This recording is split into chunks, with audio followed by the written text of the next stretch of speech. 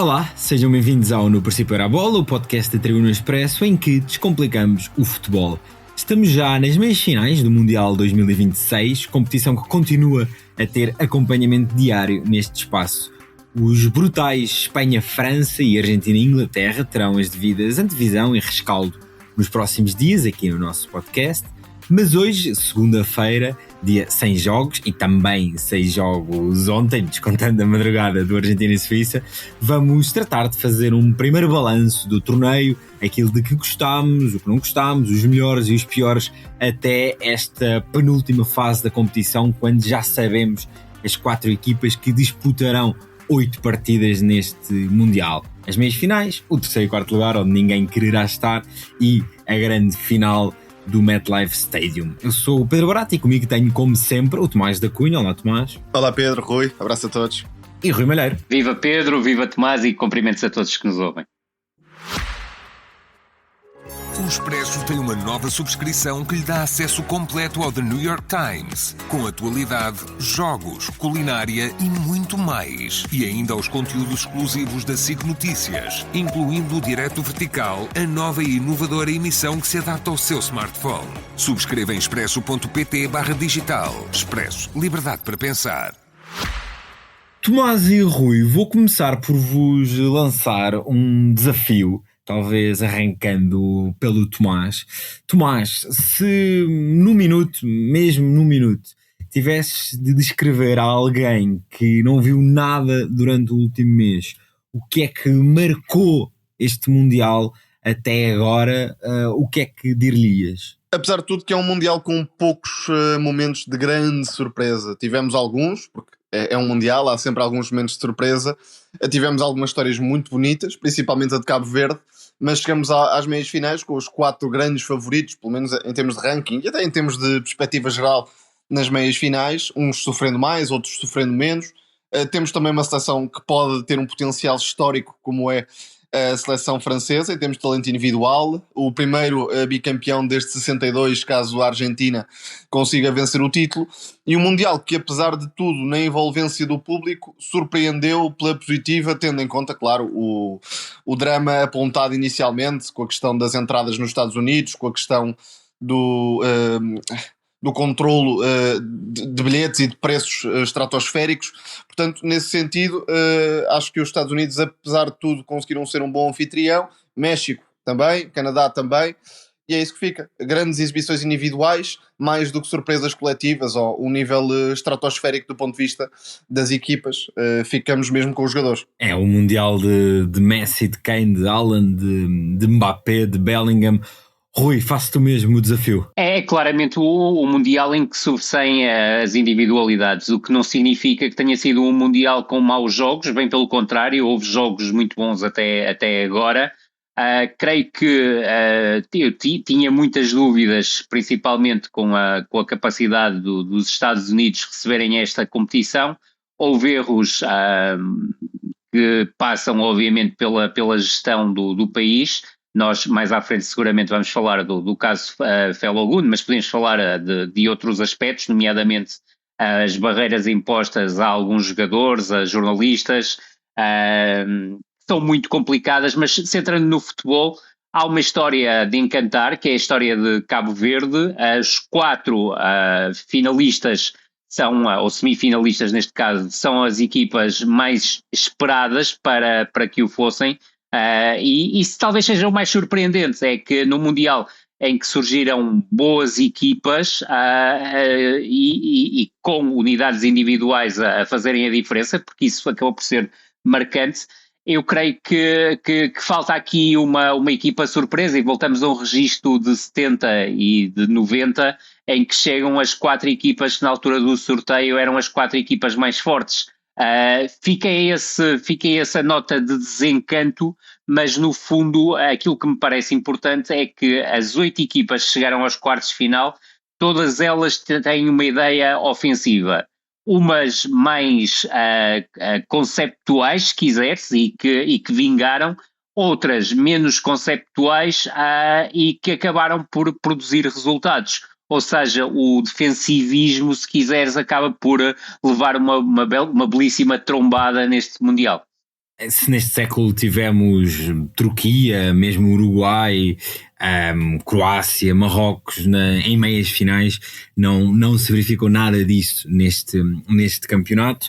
Tomás, ainda aqui mais ao concreto, fora destes 4 semifinalistas, que equipas é que te agradaram mais, ou por outra maneira, não fossem com condicionamentos de sorteios, de questões pontuais, que equipa é que achas que mereceu, sabendo que o mérito é sempre muito relativo, ou que mereceria estar aqui? Eu acho que há 3 grandes seleções do ponto de vista do encantamento coletivo e individual, em vários momentos do torneio, em quase todos os momentos do torneio, por razões diferentes. O México merece uma nota, até porque as expectativas iniciais não eram assim tão elevadas, e óbvio que o fator casa ajuda sempre, mas desde logo aquela exibição que o México faz contra o Equador, para mim é um dos pontos altos deste torneio, aquele frenesim, a capacidade de recuperar, de acelerar o jogo, combinações excelentes no meio campo ofensivo, muitos destaques individuais, o Quiñones, o Alvarado, o Gilberto Mora, que apareceu para a fase eliminar, lançado pelo Javier Aguirre, também o Raúl Jiménez, enfim, o Lira. Portanto, podemos apontar muitas coisas boas da seleção mexicana, e aquela dura batalha com a Inglaterra podia perfeitamente ter dado México. Depois, Marrocos e Colômbia, por razões diferentes. Marrocos já não era bem uma surpresa, mas acaba por sair com uma imagem que não corresponde ao resto do torneio, a quase todo o torneio. Falo do jogo contra a França, onde Marrocos claramente foi inferior e mereceu perder, mas no resto dos momentos foi uma equipa sempre capaz de surpreender em combinações, com um lado direito muito forte, o Hakimi, o Brahim, e muitas vezes o Nahi também a aparecer.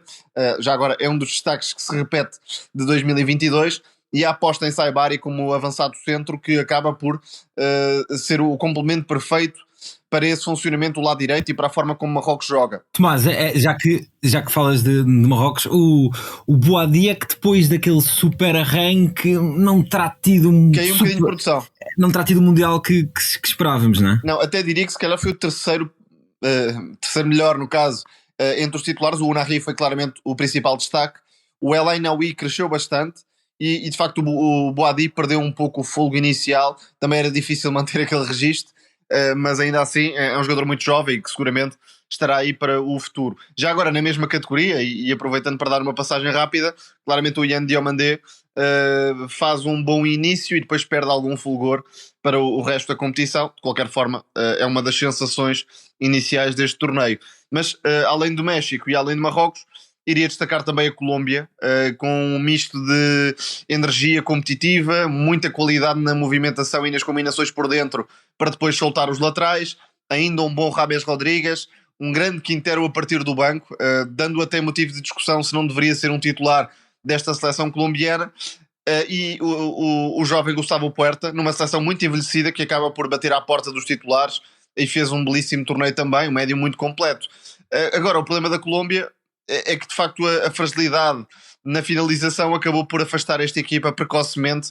Era pelo menos equipa para estar nos quartos de final, não aconteceu, e de facto estas 3 seleções com alguma sorte e mantendo o registro exibicional podiam ter ido um bocadinho mais longe do que aquilo que foram. Rui, equipas em destaque fora destas 4 semifinalistas? Vamos a isso. Eu dir-te-ia, e as minhas escolhas obviamente não vão fugir muito das de Tomás, é a confirmação de Marrocos. Concordo que a última ideia sobre Marrocos não é a ideia verdadeira.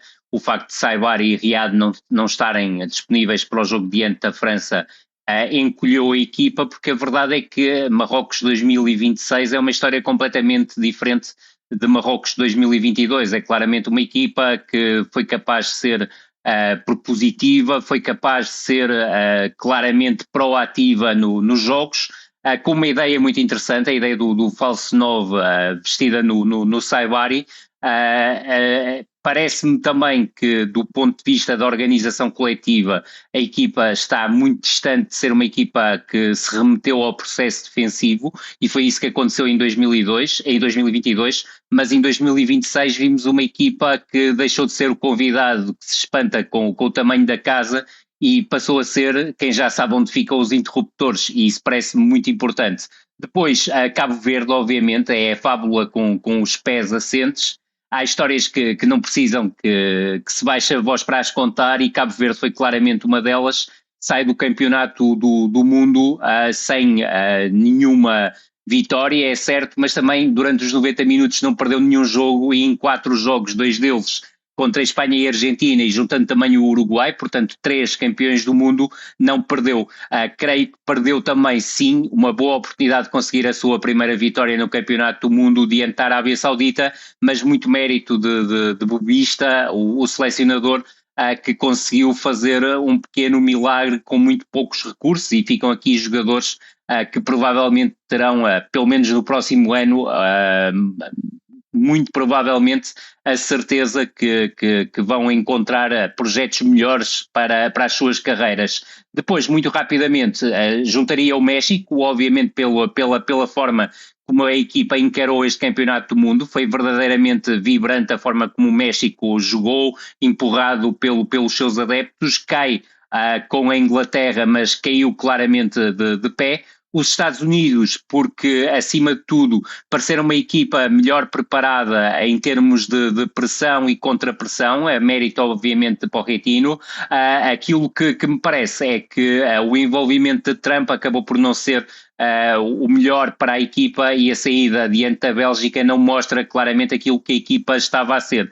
Depois, para arrematar mesmo, a Noruega, creio que em termos de resultado acaba por ser a maior surpresa, não sendo para nós, porque nós colocamos a Noruega no patamar de quartos de final pelo menos, e creio que confirmou pela qualidade coletiva, mas depois também com a qualidade individual, que eu creio que poderia ter sido melhor explorada. Creio que a titularidade do Sørloth a partir da direita foi um dos maiores pecados da seleção norueguesa, quando tem Bob a partir do corredor direito, que oferecia claramente outras coisas, mas fica uma ideia muito positiva de uma equipa que, por exemplo, na próxima Liga das Nações defronta Portugal, e no próximo Europeu tem claramente capacidade para passar o patamar quartos e já se envolver em algo mais importante. A Colômbia foi uma seleção que me agradou pelo futebol jogado. O Tomás tocou no ponto essencial. Creio que faltou maior capacidade e eficácia, sobretudo na finalização. Creio que o apagamento do Luís Dias nesse aspecto acabou por ser o fator determinante para a Colômbia não ir mais longe. E finalmente deixou a Costa do Marfim, porque teve um futebol, diria mesmo, excitante em alguns momentos. Claramente Diomande a surgir como a principal figura da seleção, mas também fica também a nota, parece-me óbvia, do bom torneio também do Amad Diallo, nem sempre titular, e creio que aquilo que me pareceu é que se calhar justificava mais vezes essa titularidade. Outra boa equipa que acabou eliminada muito por culpa de 5 minutos algo surreais, e que poderia claramente ter ido aos quartos de final até pelo cruzamento seguinte que teve, foi o Senegal. Tomás, não te vou perguntar pelo melhor ou pelos melhores jogadores da prova, até porque esse prémio será entre quem ainda está em competição, Messi, Mbappé, Bellingham, por aí. Mas eu sei que para vocês esta pergunta é particularmente complicada, mas de jogadores que tu, não digo que não conheças, mas que conhecesses menos, ou que nós estamos menos habituados a ver, quem é que te chamou mais a atenção? Quem é que te surpreendeu fora deste universo de super estrelas que temos visto a brilhar? É difícil, infelizmente, a chegar ao Mundial e a ver muitos desconhecidos. De qualquer forma, tivemos alguns jogadores que subiram bastante o nível e acabaram por impressionar. Por exemplo, o Inau Olay, da Costa do Marfim, é um jogador ainda relativamente desconhecido, porque joga no Trabzonspor e acho que vai ser um dos agitadores do mercado. Fez uma das minhas exibições preferidas contra a Alemanha, logo na segunda jornada deste torneio. Depois de guarda-redes tivemos excelentes exibições, a do Room, por exemplo, a do Nyland, também contra o Brasil, depois acaba por comprometer.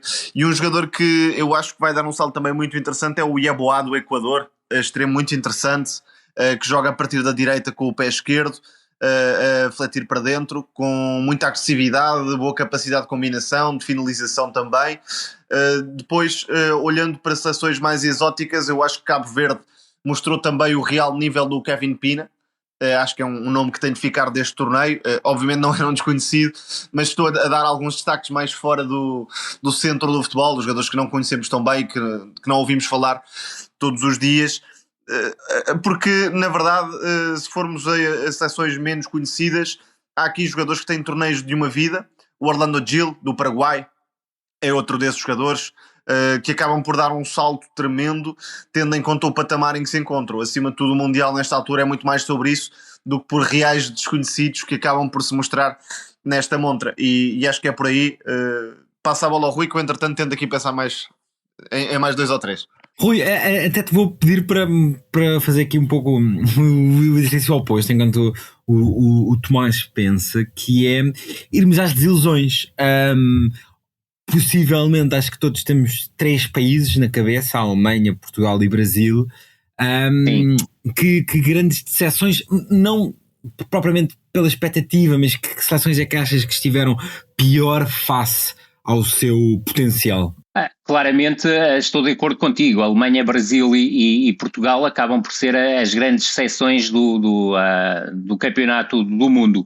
A nível particular, obviamente, a Turquia, ou seja, criar tudo, marcar nada, e isso acaba por ser determinante para a eliminação de uma equipa que tinha capacidade para, não diria igualar o registro de 2002, mas para chegar a quartos de final, mas que a verdade é que perde 2-0 com a Austrália e 1-0 com o Paraguai, e a verdade é que a equipa voltou a sentir as dificuldades que já tínhamos visto em outras ocasiões, e se olharmos para o XG, ou seja, o número de golos que podiam ser marcados, a média é de 3.5, quer dizer, isso é absolutamente incrível quando depois marcas 0 golos. O último jogo serviu de redenção, mas é aquela redenção que já estamos à espera de uma seleção como a Turquia, quando já não há nada a conquistar, acaba por conseguir alguma coisa. Depois deixa-me também dar uma nota sobre a Chequia. A Chequia mostra a incapacidade de uma seleção europeia para ser competitiva num grande palco. Ou seja, a derrota diante da Coreia foi extremamente justa, creio que até acaba por ser uma derrota curta face àquilo que a equipa rendeu. Depois há o empate com a África do Sul, que sinceramente podia ter caído para o lado da África do Sul, e a África do Sul é uma seleção também que acaba por superar se calhar um bocadinho aquilo que eram as expectativas, e deixa-me deixar só uma nota sobre o Adams. Foi muito triste perceber tudo o que sucedeu, e sobretudo um jogador que há tão poucos dias víamos disputar um campeonato do mundo já não estar entre nós, e sobretudo para o Miguel Cardoso e para a sua equipa técnica, um abraço de todos nós, obviamente, porque é uma perda lamentável. E sobretudo, voltando ao futebol, apesar de parecer difícil fazer esta transição depois daquilo que eu disse, a derrota diante do México mostra com contundência aquilo que a Chequia não foi. Eu creio que depois também vamos ter aqui um capítulo mais sobre outro tipo de seleções. Eu creio que estas serão as principais. Deixem-me só juntar os Países Baixos, não propriamente pela eliminação, porque foi contra uma grande equipa, mas sobretudo pela crise identitária que também afeta outros países. E já agora deixo no ar, porque eu ouvi o Fred Caldeira a dizer isto, que o Guardiola podia estar inclinado para uma seleção, e destacou o nome dos Países Baixos. Eu não sei se com algum tipo de informação mais direta ou se apenas como uma opção, mas Guardiola e Países Baixos poderá acontecer. Curiosamente é um Mundial que acaba por validar o crescimento e até o modelo cultural de algumas médias seleções europeias, países como a Suíça, como a Noruega, a própria Bélgica estando nos quartos de final pela terceira vez em 4 edições, ao mesmo tempo que potências históricas, o país mais vezes campeão do mundo, o Brasil, os 2 tetracampeões como a Alemanha e a Itália, estão a sofrer bastante. E Tomás, quem também sofreu muito neste Mundial foram as equipas asiáticas. Eu creio que o alargamento do formato trouxe aqui bastantes equipas, particularmente da África e de Ásia. As equipas africanas passaram o teste, 9 em 10 chegaram à fase a eliminar, mas nos asiáticos tivemos aqui um pequeno drama. Sim, por razões diferentes, porque, por exemplo, o Japão acaba por ter alguma infelicidade no cruzamento com o Brasil, ficando logo de fora. Era uma seleção para atingir, eu diria, uns oitavos, pelo menos, não diria muito mais do que isso, mas claro que tendo outro adversário naquela fase, poderia pelo menos saltar uma eliminatória. O caso mais chocante até foi o da Coreia do Sul, porque depois do que vimos inicialmente, pensámos que a Coreia do Sul iria meter-se na segunda fase, mas entrou com a África do Sul completamente receosa, e aquele chip mental acabou por estragar a equipa, sendo que o que aconteceu depois no país foi completamente surreal, perseguições ao treinador a nível governamental, nas ruas, insultos, enfim, algo lamentável. Depois deste torneio da Coreia do Sul não havia grandes expectativas em relação ao Uzbequistão, mas das poucas expectativas que existiam, acabaram por ser defraudadas. De facto, o Uzbequistão não foi uma equipa competitiva neste torneio. A mesma coisa em relação ao Qatar, porque aquele empate com a Suíça foi cair do céu completamente, porque a Suíça podia ter feito um resultado de 3 ou 4 de diferença, não aconteceu, mas realmente a Austrália perdeu muita qualidade em relação a outras gerações, e estamos a considerar obviamente a Austrália da parte asiática, embora em futebol em futebol conta. Exatamente, é do futebol asiático, e realmente fica esta sensação de estagnação até em relação às ligas locais, em relação à Champions, por exemplo, falando do continente asiático, onde a Arábia Saudita está largamente por cima, mas muito à boleia dos estrangeiros, tanto que vimos que a Arábia Saudita mais uma vez fez um torneio muito pobrezinho, sem dar luta a quase ninguém, e nesse sentido percebe-se que o continente asiático tem muito de mudar em termos de mentalidade e formatos competitivos, se quiser de facto fazer diferente nos mundiais. Aí parece-me que há três, se quisermos juntar a Austrália, mas Japão e Coreia do Sul terão de puxar de facto pelo continente asiático, senão será muito difícil que haja aqui qualquer tipo de brilhantismo. Rui, há pouco mencionavas novidades deste Mundial. A grande novidade, ou uma das maiores novidades, é a questão do formato. Pergunto-te se, pela questão de passarem os melhores terceiros, se achas inevitável acabarmos em 64 para voltar um pouco à ideia dos grupos de 4, passando os 2 primeiros, e também para colocar aqui mais alguns países, como Gianni Infantino há umas horas já avançou.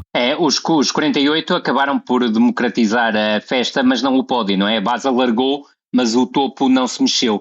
Eu creio que, infelizmente, não no lado festivo, mas no lado futebolístico e, sobretudo, para quem trabalha, vai ser inevitável que, não admito que não em 2030, mas provavelmente em 2034 ou 2032 ou 2038, vamos ter um campeonato do mundo a 64. Eu creio que é algo que vai ser sobre-humano de acompanhar.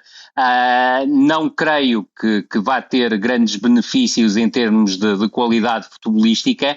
Creio que também a distribuição das vagas não poderá estar cingida a motivos políticos, porque, tal como falávamos há pouco, e muitíssimo bem, concordo com as vossas duas visões sobre a questão da Ásia. A Ásia estagnou completamente, ao contrário da África, por exemplo, em que há muitos pontos para melhorar, mas houve um crescimento claro e tem-se notado esse crescimento claro ao longo dos últimos anos, mas aquilo que me parece é que não há 64 seleções capazes de melhorar o nível qualitativo do Campeonato do Mundo, e esse é um ponto que me parece absolutamente central. Agora, o Mundial com 48 acabou por ser mais interessante do que poderia ser expectável. No entanto, percebe-se claramente que entre as seleções que caíram na primeira fase, várias não tinham qualquer capacidade para disputar e serem competitivas no Campeonato do Mundo,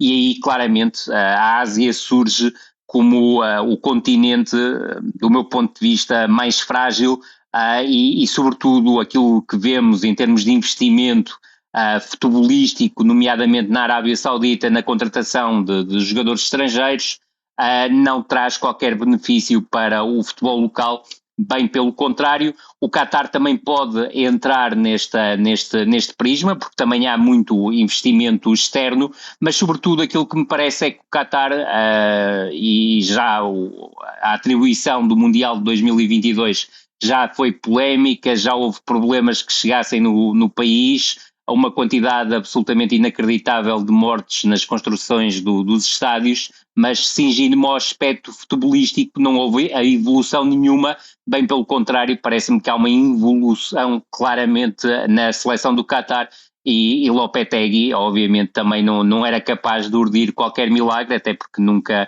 fez milagres na vida. Eu acho que uma boa solução para a expansão a 64 seria apostar um pouco no formato dos playoffs intercontinentais, criando ali em março um momento de competição que poderia gerar algum interesse mediático e ajudar a filtrar um pouco, não tanto na mera proporção dos continentes, mas também mais na qualidade das que as equipas. qualificações teriam de dar uma grande volta. Exatamente. 64. Sim, Claro e não poderia ser uma mera proporção por continentes, porque, por exemplo, os asiáticos não poderíamos acrescentar mais 3 ou 4 ou 5 equipas asiáticas, seria simplesmente insustentável. Ainda que completamente de acordo, aliás já o tinha dito, mas há uma questão que me parece importante para a FIFA, e estou a falar obviamente de motivos políticos, é que é a questão da China e da Índia não estarem presentes no campeonato do mundo. Estamos a falar de 3 mil milhões de pessoas, se nos estiver enganado, é uma conta de cabeça, não estava à espera. É um terço. Exatamente, é que nem sequer estão perto. Mas um país como Singapura tem algum potencial futebolístico. Cá está, aliás, a Indonésia, exatamente. Sim, a FIFA claramente fez a expansão do Mundial a pensar na Índia, na China, enfim, na Rússia, noutro contexto, e acabou a levar com o Haiti, com Cabo Verde e com Curaçao. Tomás... Eu vou bem. Tomás, aqui já mesmo para terminar, um último ponto. Este seria sempre o Mundial dos Estados Unidos de Trump.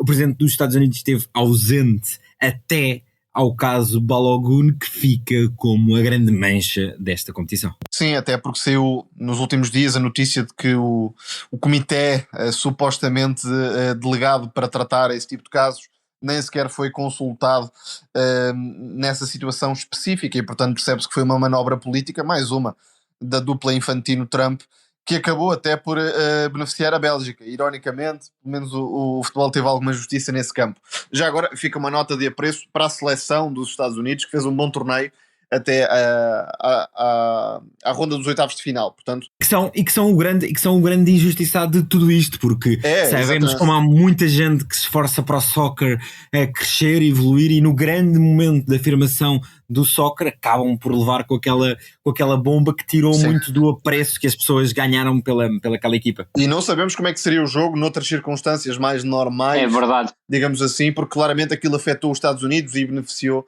a Bélgica. Mas em relação ao torneio, enfim, foi um Mundial para adepto rico, obviamente, todos sabemos isso, mas de qualquer forma, na perspectiva geral, foi melhor do que se esperava.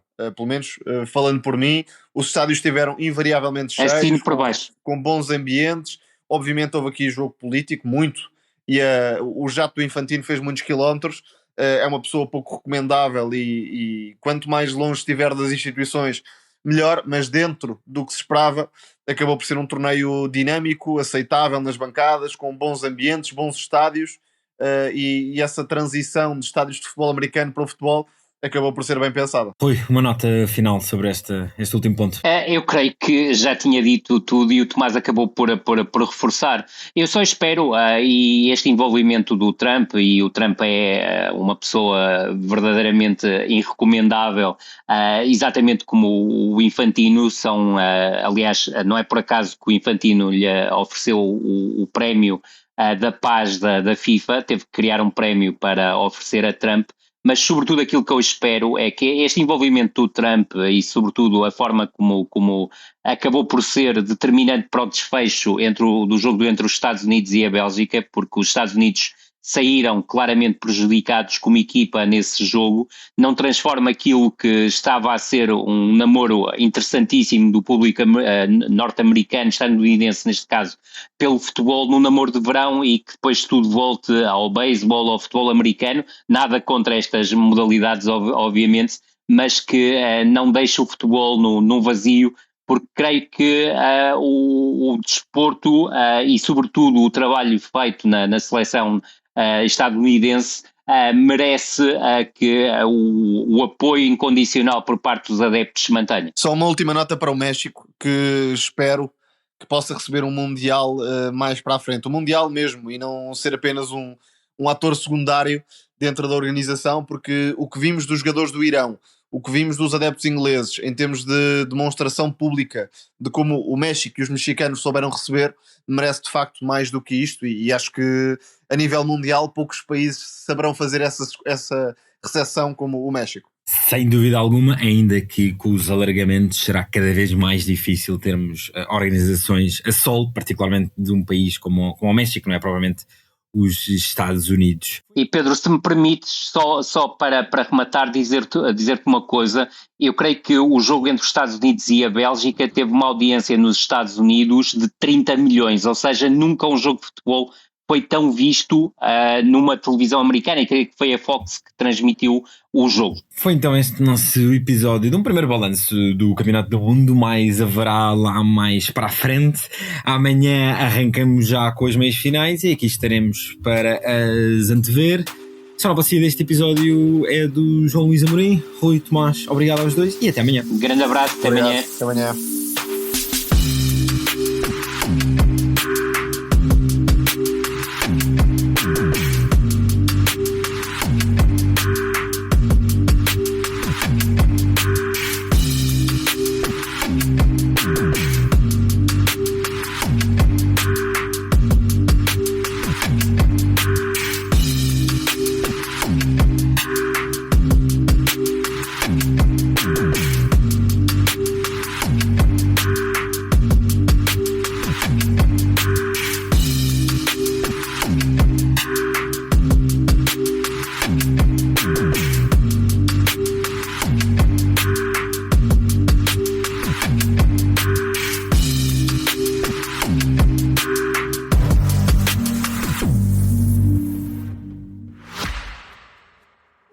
O Expresso tem uma nova subscrição que lhe dá acesso completo ao The New York Times, com atualidade, jogos, culinária e muito mais. E ainda aos conteúdos exclusivos da SIC Notícias, incluindo o Direto Vertical, a nova e inovadora emissão que se adapta ao seu smartphone. Subscreva em expresso.pt/digital. Expresso. Liberdade para pensar.